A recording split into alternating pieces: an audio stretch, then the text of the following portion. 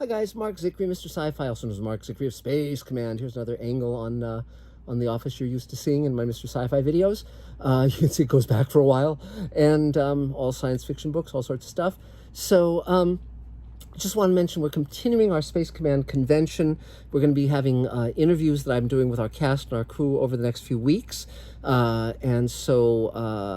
Be sure to check in every day. We're going to have really cool content. Now, also, wanted to mention we're still continuing our Kickstarter campaign. Please click on the link below and pledge some money, because if we can do a little over $1,000 a day, we'll hit our target and we'll be able to continue shooting, continue building things, continue finishing visual effects, all the things we're embarked upon. You'll get a lot more episodes a lot more quickly. Additionally, we're still selling Space Command shares. 7,500 bucks each, or half shares for 3,750 bucks.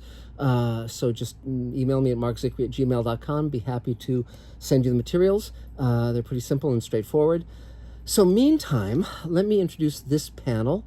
This is with three of our wonderful actresses, all of whom are winners of the Worldwide Talent Search: Sara Maraffino, Alyssa Caputo, and Elizabeth Chamberlain.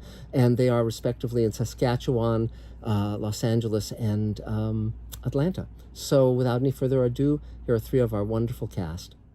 Thank you for being part of this. It's great. It's great to see all of you. And we're just going to talk for a few minutes because we're extending the Space Command convention and wanted to let everyone get to know all of our actors and our personnel, our crew people and all of that stuff. And, though, of course, the more long-term the crew person is, like poor Dave Edison, our editor, the more pale and look having to deal with me long-term. But but welcome. So why don't we do this? Why don't we have each of you introduce yourself and mention what role you play? Sarah, why don't we start with you? Sure. Hi, my name is Sara Maraffino, and I play Captain Laura Essex. Yes, good. And Alyssa, why don't you jump in? All right, my name is Alyssa Caputo, and I play Ella Essex. Yes, and Elizabeth, please. My name is Elizabeth Chamberlain, and I play Alexandra Z. Bradbury. Yay! And I should mention that Alexandra, nicknamed Z Bradbury, is the actual name of Ray Bradbury, is one of his daughters. So that's because Ray was a dear friend of mine for many years, and I dealt with his daughter many a time. So in fact, I think Ray told me that she had gotten tattoos, and he was referring to her as the illustrated mom. So because he wrote The Illustrated Man, that was one of his books, and so pretty hilarious. So I wanted to talk to all three of you for several reasons. One was because each of you actually entered the Worldwide Talent Search and won. And that's pretty amazing. And I think and if you want to mention where you are in the United States, that'll kind of speak to it a little bit. So Sure. So I'm originally from New York, but I live in Los Angeles. I've been out here for 13 years. And originally I had submitted for the Captain Matt Kemmer role. The role just spoke to me so much that I thought, well, you know what? I like what this is about. I love what the essence and the messages of this piece, that I'm going to take that piece. I'm going to make her a female. And if production likes it and they want to, have me audition for another role, great. And it turned out that Laura was created for me, and it was an incredible experience. Well, what you'll find working with me, and I'm sure you know this, Sarah, is that my mind is sort of like silly putty. So whatever impression I'm facing, suddenly, no, but seriously, I'm never threatened by something interesting, and so the fact that you colored outside the lines, I admired. Because and to put it in context, initially, we had this big campaign to raise money for Space Command to get the studio going and the show going, and I'd never raised money before. I just worked for the studios and the networks for 20 some years. Oops, sorry, that's a timer. Sorry about that. And so we were casting a lot of my friends who were very well known already, like Doug Jones and Bob Picardo and Mira, with whom I worked with on Babylon 5, etc. But I remembered the Scarlett O'Hara talent hunt back in 1939 for Gone with the Wind, and I thought, well, rather than just giving someone a line or a walk-on, why don't we offer a big role, a lead role? And so we had Cadet Bradbury, who could be male or female, and Captain Matt Kemmer, who could be male, was a male role. And then the project grew, and that then included his great-grandfather, Jack Kemmer.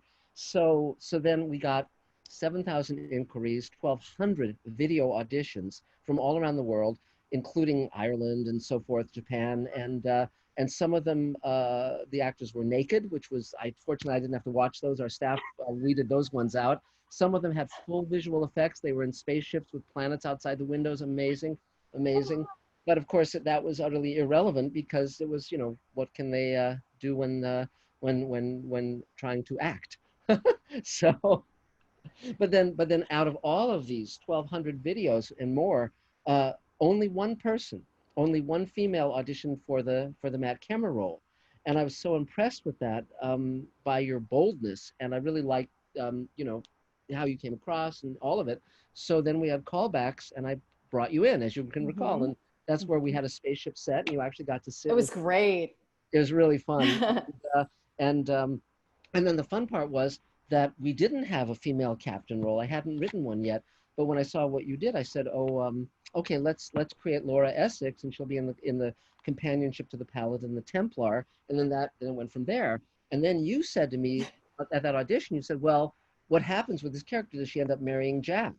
And I thought, okay, that's a good idea, sure. That's what then happened. And the lovely thing about science fiction, of course, is that in most shows, somebody dies and that's it. In our show, you can, save their nose and clone them or whatever. There's, like with Bob Picardo, the character Deuce is essentially a duplicate of Yusuf. And so definitely, we want to see how we can utilize you in Space Command and the other shows we're creating, like the new one I'm creating with Rockne O'Bannon and so forth, and the one I'm creating with Mark Fergus, who, these are guys who run, Rock is executive producer on Evil on CBS. He created Farscape and a lot of other shows. And Mark Fergus and his partner wrote Iron Man and Children of Men and co-created The Expanse and run that show. So I'm creating shows with both of these entities at the moment. So there's going to be, the point being that there's going to be a lot of roles for actors. But the point was that, so I created Laura Essex because some of you may have noticed that I'm married to a strong woman. And so I'm not threatened by strong women. I like strong women. I was raised by a strong woman. My mom was a single mom. And so I loved writing the Essex character, and I loved what you did with it. And it was super fun, super, super fun. And I love her. Yeah, she's a great character. But there'll be lots of other things coming down the pike. It's, you'll see where we're headed. It's going to be really fun. I can't wait. I can't wait. So the funny part was that, for several years, we'd known that Laura had a rebellious sister, and we didn't name her. We just knew she had a sister. And for a while, I was thinking she might be an identical twin, and you might play her as a brunette. God knows. And then my friend Maya Bonhoff, who wrote one of the Magic Time novels with me, she's a Star Wars novelist, and we had talked about her writing the first the first Space Command novel. And so she started writing it. And she said, well, what's the backstory on the sister? Because by then we knew that the sister was going to run off to join sort of Space ISIS, and your character was going to follow, and they were both going to get killed, and that was going to launch the story of forgiveness, where Jack has to forgive the guy who he feels is responsible for that death. And so then it was sort of like, well, okay, who is the sister? And so we gave her Maya gave her some name. I can't remember what it was. It wasn't Ella. And so we were going to have you guys raised by parents. It was going to be a very screwed up childhood, and the dad was going to be, an alcoholic or whatever. But then Nichelle Nichols, we were doing Comic-Con, and Nichelle Nichols, I got a call from a friend of mine, a science fiction writer, and he said, you guys are going to have a Space Command booth at Comic-Con, and a friend of mine needs a booth where she can sign, and it's Nichelle Nichols. Would you be open to that? So I met Nichelle when I was 10 when Star Trek was on the air, and she was, wonderful to me, and gave me a Star Trek script, her own Star Trek script and all this stuff, and the signed photo. So I said, of course. So then she was signing at the Space Command booth, and I thought, well, how can we use Nichelle Nichols? She's 87, but she's still wonderful. And so I thought, well, if I kill the parents, then Nichelle Nichols can raise the Essex girls, right? But that meant that I had to give the sister a name. And so Elaine and I were talking about it, and Elaine said, well, why don't you make her a younger sister? And she's more rebellious. And I thought, well, that's fun. And so then we wrote the scene, and Nichelle was the guardian when your parents died. And it's like, oh, Laura and Ella, I remember them so well, blah, blah, blah. But we still, hadn't cast Ella, didn't really have anyone in mind. You know, it was just kind of like, well, okay. And then we let Maya know that it was your younger sister and Ella and Nichelle Nichols' character. And I named Nichelle Nichols' character Octavia Butler after a very famous Black science fiction writer whom I had known for many years, starting in 1975. So, okay. So then that brings up Ella. So let's get to you, Alyssa. So, so tell us how you got into this thing. So I'm from Atlanta, Georgia. I know Brian McClure and Ethan McDowell, and I saw Brian a post about how the series that he was on was doing a talent search. And it was just one of those things, because when you're on Facebook, you're literally just scrolling as fast as you can, down through. And I remember seeing it and going, huh. And first of all, Sci-Fi is kind of like my love. I know. Kind of a huge nerd. And my dad is very much a Star Trek fan. He grew up watching Star Trek. When the new movies came out. He was sitting so close to the television, like he was a 10-year-old kid again, and just was able to quote all the lines, even though, again, totally new version of Star Trek, but he knew what was going to come out of their mouths. Wow. So all those Star Trek and all those shows had a very special place in my heart, because it's something my dad and I bond over. And I very much am a daddy's girl, very much. So when I saw the role and I saw it was a rebellious younger sister, I was like, all right, I can do that. That's fun. So it's funny, I was so excited about it that night. I worked on it and I turned it in by midnight of that night when I first saw it. That's fun.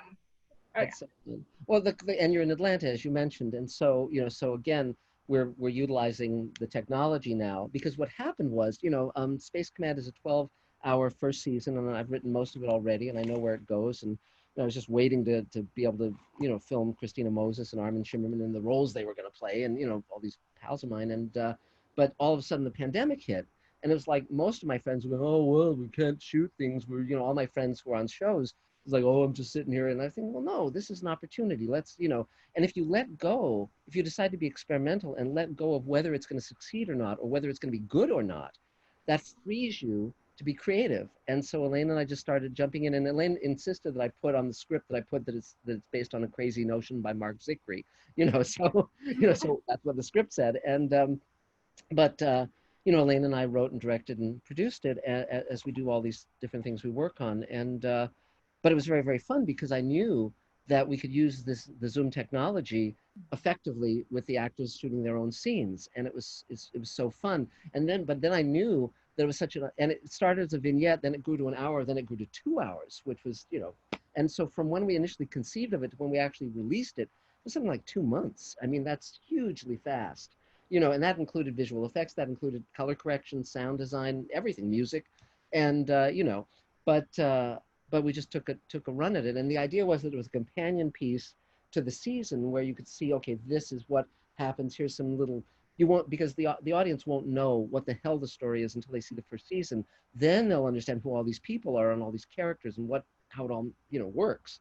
But poor Aaron Gaffey, he was cast as Matt Kemmer back whenever you guys initially auditioned, 2012 or whatever. Yeah, it was. And we always called him poor Aaron Gaffey, because he wasn't getting to put on the suit or be in the show. And finally, with this episode, we could actually shoot him, so, but it was great, Alyssa, when you auditioned, because, you watched all the different auditions that came in, and you just had this kind of spark. And I mean, the question I always ask with any actor is, do I believe what they're saying? Do I believe am I moved to believe the reality I'm seeing, that they're in the moment of it?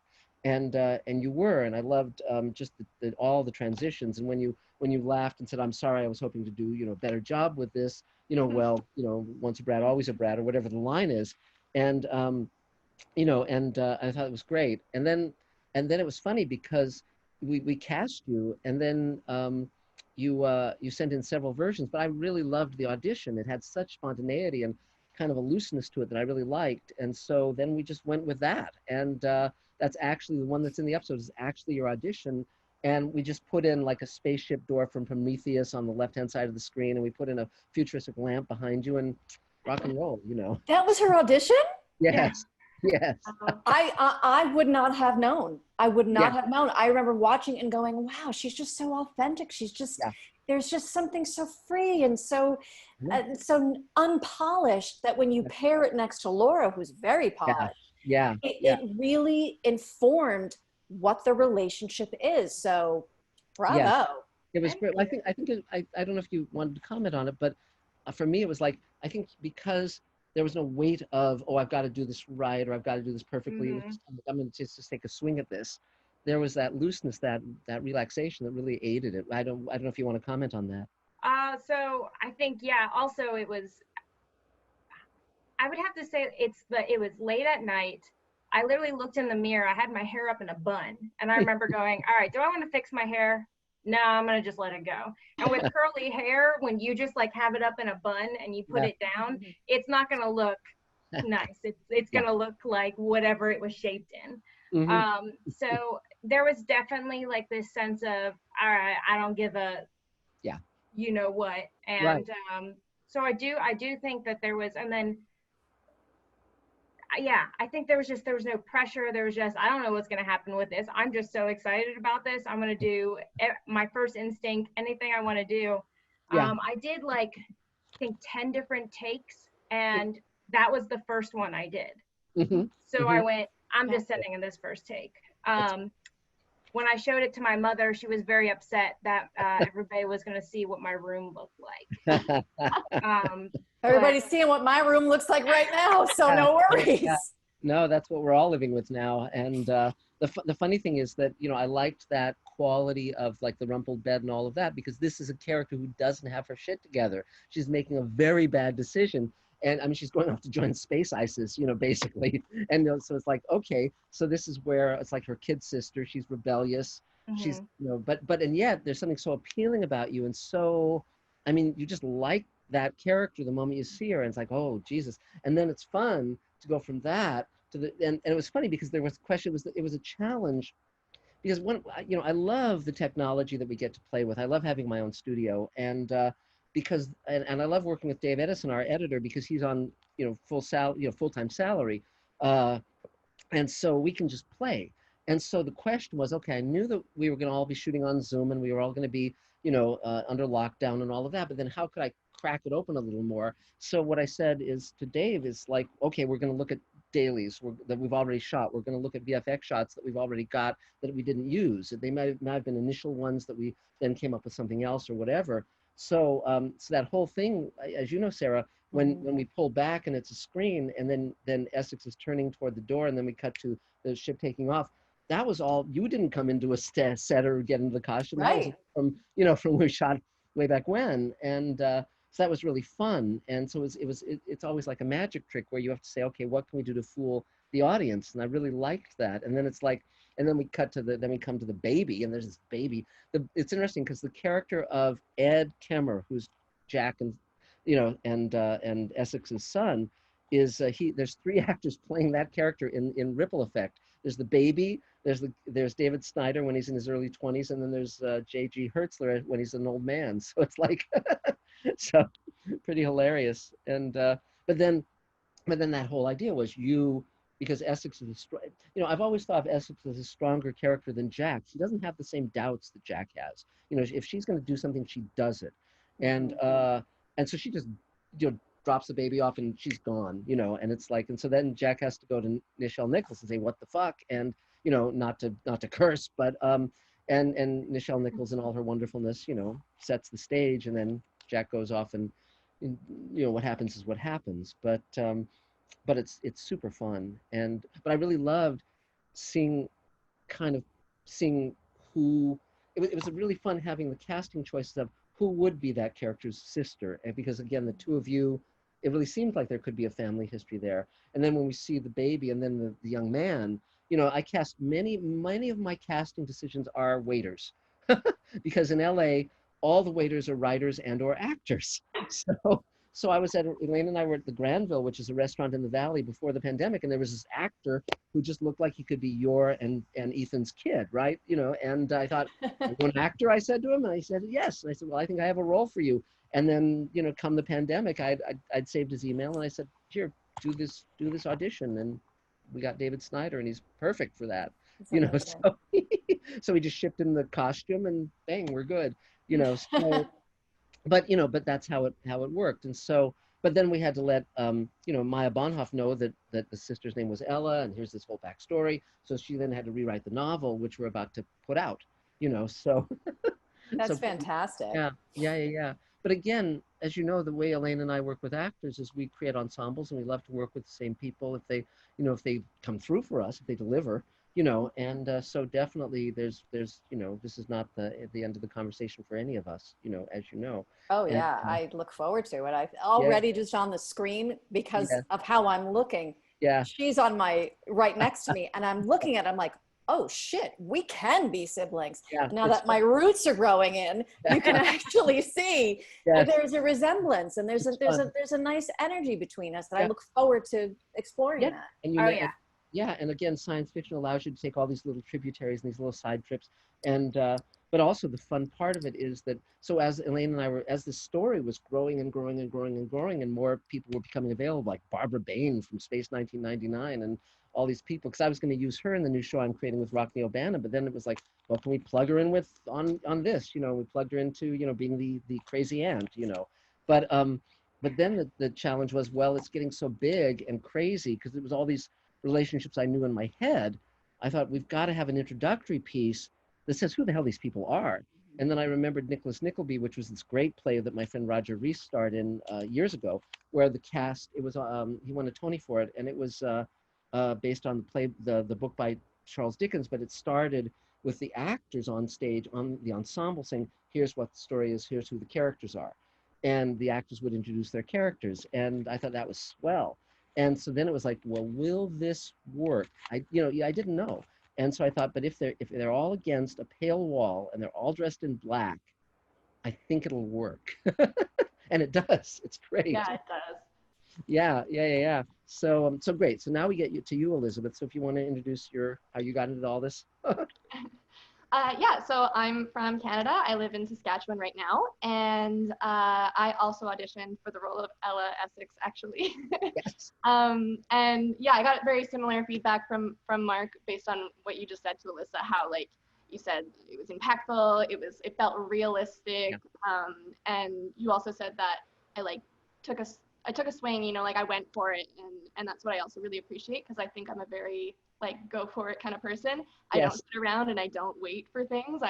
Which is what I'm Good. really drawn to about you and Elaine is you guys just do it no matter what it takes, and Yeah. I'm like so I'm so into that. Yeah. So then when I didn't get the role of Ella Essex, you had told me that there was another role that you hadn't cast yet and you were Yeah. about to do auditions for. Yes. But you decided that you found your person already. So Yeah, well, it was great because again, opportunity arises. So I like both Alyssa and you. Oh, hang on a second. I'll cancel this. Or the phone, the new technologies. Where see you guys went somewhere. I can't see you on the screen anymore, but well, I will We can find. see you, We can so see don't you. worry. Thank God. We can still Thank see God. But again, it was that I saw opportunity. I saw possibility. There's a Zoom icon. Give me a second here to find it. We all are learning this new way of doing things. Oh, there it is. Yay. If I push that, there you are. I can see you again. Phew. hello. Hello. So the fun part is, again, you know, I don't know if you know, but I've sold a new book called Greenlighting Yourself, and I'm writing it now. It'll be published as soon as I finish it. It's Silman James bought it. They're my publishers on the Twilight Zone Companion, and but it's about that. That's the same thing, which is most people are waiting for permission. They want the studios or the networks or somebody to hire them to make their dream come true, and because of that, they give away power, and so they just sit waiting. And I've never believed in that. I make stuff happen, you know. And I mean, and speaking as someone who's worked with, you know, I've written for all the major studios and networks, but I much prefer this, you know. And it's funny because I just got an email from a friend of mine who's a big showrunner, and he's talking about he and his partner are working on 2 features right now, and it started as a dream project and it's turned into a nightmare. Well, that's because they've handed off power and they're the whim of these crazy executives, whereas I don't have to do that at all. He, and so, total freedom, which is lovely. But anyway, getting back to Elizabeth. So, so as you mentioned, you're in Saskatchewan. Now, each performance presented a different challenge. So with you, Sara, it was finding footage that we could utilize, in the scene, and including the 2 hands and and the rocks, and that scene. Interestingly enough, those hands are Ethan McDowell's wife's hands, Athena, and the dead hand from the rocks, and I think the concrete pile is something near Ethan's home in Atlanta. So it's not a moon of Jupiter, it's Atlanta. And but the costume he's wearing, that breather, that it's from Aliens. It's from the movie Aliens. It came up on eBay, and when they find Sigourney Weaver at the beginning of that movie, the guy takes off his little thing, he's in a salvage suit, and he says, "Well, there go our salvage rights, guys. That's that costume," and it was perfect for what Ethan was doing. So I bought it and shipped it to Atlanta. So That's some good energy. Yeah, no, great. very, yeah, Great. exactly, very, very fun. So so with the challenge with you, Sara, was that we were using footage from then, but then it was great that we could also get you to do the introductory piece because it really flows.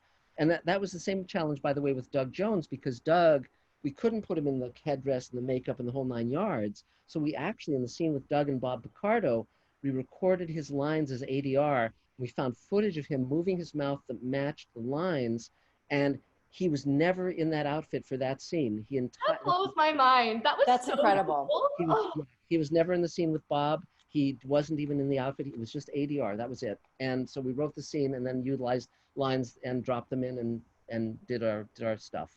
Isn't that crazy? That's great. And then with Elizabeth, the other challenge with that was, her dad was Brian McClure, who again plays 2 characters in 3 different ages, which is hilarious. And that was skating on thin ice, because we gave him a scar, and at one point he was going to have a white eye, like from that injury, and we thought, no, that's a little too much. And because we knew he was going to get injured, we knew stuff was going to happen to him, and then he was going to have this grandson or great grandson, whatever, who would be, with Matt Kemmer's crew, and so we knew that. But the amazing part with the scene with Elizabeth and Brian was that they were never in a scene physically together, and they weren't even in the same country, because you shot in Saskatchewan and he shot in Atlanta, and then we joined you guys via green screen and so forth. And then so that was tell us about how you shot your scene, and just walk us through what you did. So Yeah, honestly, I'm kind of of the belief that like nothing is impossible, but I mean, I kind of had my doubts with this one. This one seemed kind of like a big deal, and I was just like, all right, like I'll just shoot as many angles as I can, and the editor will do his job, and he will just make it look as best as he can. And it literally looks so cool. It looks so good. So Brian and I, we did some Zoom calls together, and we like went over the lines, and we like set up how we would when we were recording, and then we set the lines back and forth together a few times, and then we did some like shots like that as well. And I think that helped out a lot because it really felt like I knew how he was going to deliver it, or close to how he was going to deliver it, so I knew more how to respond. Because my initial idea, right, when you just read it in your head, it was so far off from what he was actually doing. So once we had that going on, it was actually really easy, and I really did see how it fit together. So yeah, I just set up me and my tripod here, and then when we zoomed, they had a whole green screen, and they just inputted Brian in the couch where he would have been sitting, and it worked really well. Really fun. And by the way, I noticed that we're wearing the same Yes, we are. and Space Command, and but it was super fun. It was super fun, and to do your scene, to watch it coming together, because again, as you said, Brian shot his piece, and then it was like, well, how's this going to match up? Is it going to work? And and again, it's lovely when you take something on without the worry of whether it will work or not. It's like, let's take a run at it. And again, because it's the pandemic, our fans have to be open to this being different and not being as polished as the first episode or the one that we're completing now. Or it's like those are going to be done like regular TV shows with, or more than regular, because we have 900 visual effects in each hour. I think audiences are really like open to that, like especially during the pandemic, because like you said, it's not as polished, but it's not only that, it's just like, it's like a different medium in like total, and Yeah. people like are really interested in finding different mediums that they can watch their favorite stuff in. Yes. So I think honestly, like everybody that I heard talk about it was like really interested in it and really supported it fully. Yeah. It's fun. But also the fun part is that, for instance, just to walk through the technical stuff of it a little bit. So you were in Saskatchewan, and I guess your dad was shooting you, right? Is that Yeah. right? And then Brian was in Atlanta, and Ethan, because he lives in the same apartment complex, was shooting him, Yeah. right? And then we were all coordinated through Dave Edison, our editor, and Elaine and I were watching the dailies. But then also there's a point where Brian looks over at a clock. So I think Dave, I said it should be a regulator clock, which is kind of like a mantle clock. So Dave went online, found an image of a mantle clock, but then he said, well, we need some things framed things on the wall. So I took some pictures of framed things on my wall, and so Dave put them on that wall. So basically that room is taking the different walls of that room are in Saskatchewan, Atlanta, and Los Angeles, West Hollywood really, and so crazy, but fun, super fun, and. But then, we just kept each scene was the challenge. Like for instance, Alyssa, with your scene, the challenge was, okay, how do we make this a little science fiction-y?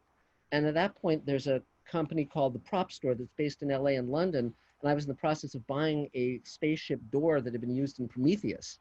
Charlize Theron, it was the door to her escape pod. And so I just took that image and dropped it into your room, and that made it science fiction-y. Isn't that fun? That was in my room for a hot second. Like, yeah, it was every cool. dream just came true. I totally thought that was in your room. I thought you just had that. Yeah. I mean, I'm kind of surprised I don't actually have that in my room, but yeah. Yeah, but it was amazing. And the fun part, as you were saying, Elizabeth, was that people are used to seeing media shot on radically different cameras now. Like it might be something shot on an iPhone or something shot on a computer or 4K or whatever. And so on what we were shooting, it went all the way from our red camera that we've shot some of the stuff in the episode on, to like Barbara Bain shooting on whatever, it was her old computer, so it looked like God knows what. I mean, she's all green and strange, but that worked for that scene because she's mentally ill, and it works. And then sometimes the scene would be one that I wrote and Elaine would tweak it, or Elaine would write it and I would tweak it. The only way you can tell what's Elaine's and what's mine is if a character is like cursing, like if they're saying asshole and shit and fuck and all that, that's Elaine. That's one of Elaine's scenes. So, Love her. so she wrote Barbara Bain's scene. She wrote the mentally ill scene, and but usually we kind of meet in the middle. So, but it's going to be super fun. And so, are there other things any of you would like to say about this whole crazy process? I mean, I'm so grateful to all of you. I'm just. Well, go ahead. Go ahead. No, your older sister, you go first. What I was going to say is, even in this conversation, you're seeing a theme, and what the theme that you're seeing is people that are so passionate that they take risks, and that is such a beautiful, beautiful message. Outside of a brighter future, the tagline, but it really does give the dreamers that are watching this confidence that you can go out and you can create what you want. And if you do take risks, you will never fail. You may not, hit a home run, but you may hit a double, but you have to take the effort to do it. And it's just really interesting to see this whole entire conversation is everybody taking a risk and everybody not being concerned about what the outcome is going to be, but just really create. And that's just a beautiful, beautiful thing to be a part of. Yeah, well, it's funny. There's two things that my friend Frank Spotnitz created Man of the High Castle. He was the showrunner on X-Files, and he says two things that I strongly agree with. One is always aim for the fences, because then you might get a single, which is great. And the other one is good enough is never good enough. You always have to bring your A game to everything, and that's absolutely true in how we operate. So it's terrific. So you were going to say something, Alyssa? Go ahead, please. She kind of stole what I was gonna say. But again, older sister, right? But seriously, I think what's so inspiring about this is the fact that everybody is going with their gut, and I hope that just like she said, that people can learn from that and, you know, learn to trust themselves a little bit more. Because especially in a time like this, it's just, I think trusting that you are enough is such an important part of every aspect of our lives. So outside of the arts world, outside of creating, also just being humans in general, just trusting that we are enough. So Yeah, that's great. That's great. Is there anything you want to say, Elizabeth, to add to that, to any of this? Yeah, I was actually, the thing I wanted to say was exactly that. I know Alyssa said that her dad was a huge like influence in her sci-fi life, and my dad too, exactly in the same sort of way. And something he taught me growing up was the idea that if you are too afraid to take the shot, and so you don't take the shot, it's 100% chance that you're not going to get the shot. Right. If you take the shot, there's still that chance, but it's not 100%. You still got that chance that you might make it, right? So I don't know. I just feel like all of us have like that such like powerful sci-fi love, as well as like that take that shot love, you know? So. Well, that's great. Well, also, you know, it's lovely that we can reach our audience around the world. Millions of people have seen Space Command now. And I mean, the first hour has topped over 1 million views. And in all these different versions I posted up till the final one, which now is heading towards 700,000 views in just in a little over a month. And, you know, so, I mean, Mr. Sci-Fi has 60,000 plus subscribers and millions of hits. And so the lovely part is that we can reach our audience now, whereas before, when I started in television, when I was in my early 20s, there were only 3 networks, you know, and syndication, and you had to be with a studio and network to be able to reach an audience of millions. That's no longer the case. And I think a lot of people are still operating under a whole list of assumptions that are no longer accurate, you know, and I think there's no reason to, as you say, I mean, you just go for it. And then, you know, you come from a good heart and people recognize authenticity. One thing I wanted to mention was, you may notice all this stuff on the walls behind me. Science fiction is great because you get to meet your heroes, and you know, you go to conventions, and and most of the people who became top writers started as fans, so there's no line of demarcation between the fans and the writers. And so 3 of the people behind me, 4 of them actually, if you see that long-haired guy right up there, I guess, or there, that guy up top, that's Clayton Johnson. He wrote for the original Twilight Zone and Star Trek and co-created Logan's Run. He was a dear friend. And these are all signed, of course. And then just below him, that black and white photo is Theodore Sturgeon, who was another brilliant science fiction writer and wrote for Star Trek. He was one of my mentors when I was a teenager. And that photo is a photo I took of him when I was 19 that he used on 2 of his books as his author's photo. Then below that is a letter from Gene Roddenberry, and that's Gene Roddenberry, and that's the original Star Trek stationery, which is great. And then from the original show. And then below that is a portrait that I did of Harlan Ellison. Harlan was one of the great science fiction writers. He wrote City on the Edge of Forever. For Star Trek, won the Hugo for it and the Writers Guild Award, and that's a portrait I drew of him that he used on his website as his author's portrait. And these were all friends and all mentors, and you know, Harlan was a great mentor. And then if you look at the woman up top next to George, that's a writer named Anita Luce, and she was a screenwriter in the era of D.W. Griffith, and then wrote a great book called Gentlemen Prefer Blondes in the 20s, a terrific book. And so that photo of her in the little page boy haircut, and then then there's a signed playbill with her signature, and then below that is this great photo of her with this Alsatian dog. And again, she was a wonderful writer. So I mean, so I'm always reminded of my mentors and the people that I hold in regard, and they're always people who stood for their authentic selves and saying what they had to say, you know, and that's why we remember them. And so, you know, so again, as I said earlier, this is just the start of the journey. I mean, we're going to have a lot more fun, and you know, we'll be definitely looking to have more adventures. One thing I wanted to mention to you, Alyssa, by the way, is another script we're finishing, or is the pilot to Sweet Haven, which is the project I'm creating with Rockne O'Bannon.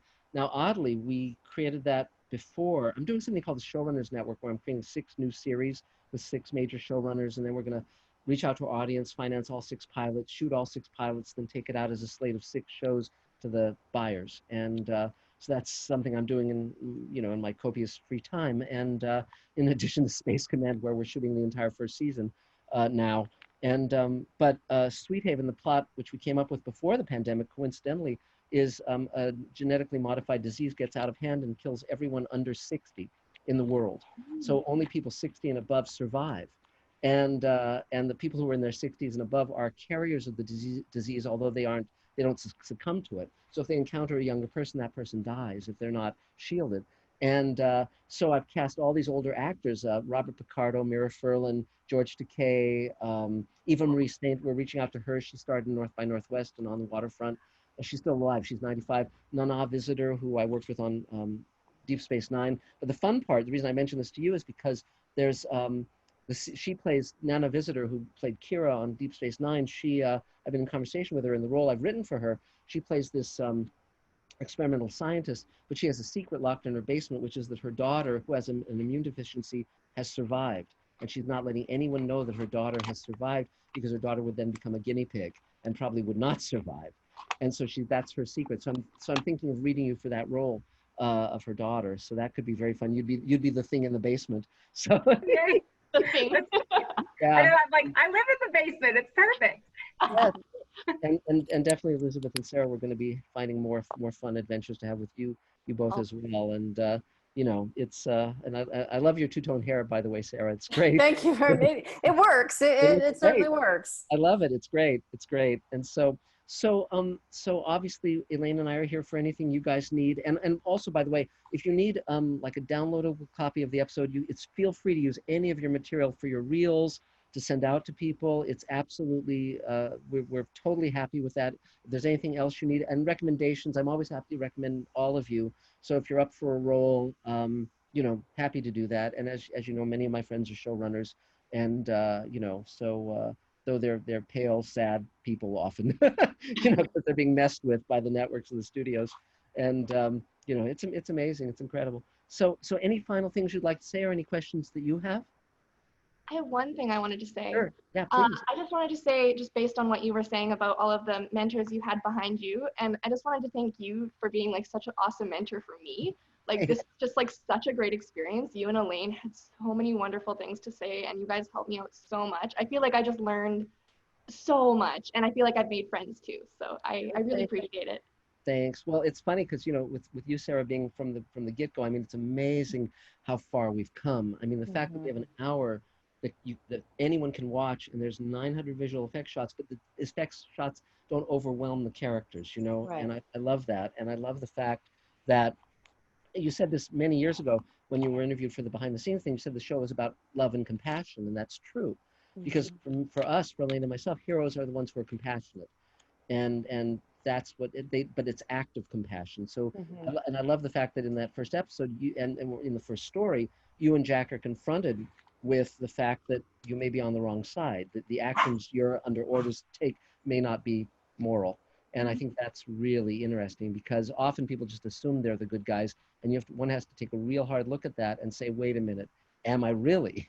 And what am I doing in the world, and what's the effect of what I'm doing in the world? So I'm really glad that you're part of that adventure. I think it's really great, and I can't wait to share the second hour with you as soon as it's Oh, done I can't wait. You know, yeah. it's just to echo what was said, you know, to be given this opportunity to be a part of it, and not just to be a piece of it, but to share and build with it, so that it's a communal piece. Everything that, you know, that went into this, we have built it together, and that is just such an incredible feeling, and I'm so grateful to that. And there's just, you know, there's a saying that I go by, which is, if you don't go too far, you haven't gone far. No, you haven't gone far. I forgot my own quote. If you don't go too far, you haven't gone far enough. Yes. Well, and so it's, you know, you just have to, if you in your gut feel like, oh, I haven't done, I can go further, go further. Yeah, exactly. And that's what you're doing every day with this. You're just going, how can I expand on it? And it's well, someone once asked me the secret of my success, and I said, I don't give myself an out. If I say I'm going to do something, I do it. Yeah. And if it's hard, it's hard. If it takes a long time, it takes a long time. It's like, you know, I mean, The Twilight Zone Companion, that my first book took 5 years, but I finished, I did it, and I did it right, and it's been in print for, you know, 35 years and so forth. You know, I mean, there's shows I wrote when I was 21 that people are still watching, like the Smurfs, for God's sake, you know, and He-Man and Real Ghostbusters, all these crazy animated shows I wrote. Which I've all watched. So. But again, you know, I was bringing my A game to that. It wasn't, I never was better than the project. I was always saying, okay, what can I do with this project to have it be meaningful and fun and entertaining, and so that's why it's lasted, you know. So and Elaine and I, you know, hire people who share our same ethic, you know, because, you know, if you're just sliding through life doing the minimum, Jesus, what are you, you know, what are you doing? So, well, this has been a great time, guys. I look forward to when we can actually be physically in the Yeah. same room. Mhm.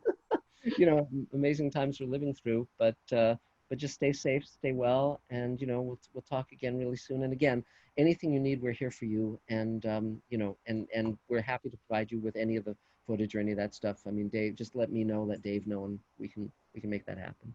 So great. Well, thanks. Applause to you Thank all. you so much. Thank you, Mark. Great. Thank Thank you. you. Talk soon, guys. Bye. Bye.